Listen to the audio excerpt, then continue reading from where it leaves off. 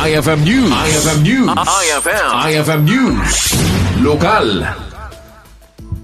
Indauluan ti samahang Ilocano Kabagis LPC chapter ti feeding kan gift-giving program iti Bureau of Jail Management Phenology wenno BJMP Laoag City.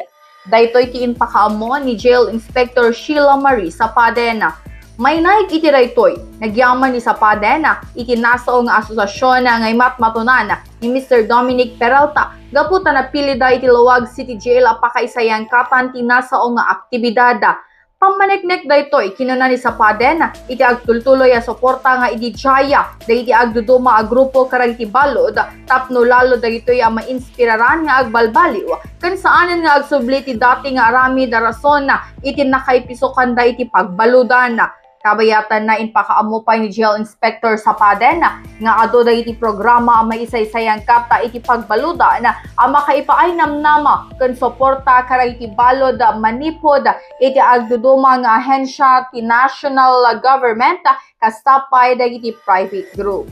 Para iti IFM News, Idol Bernadette Toledo Tatak, IFM.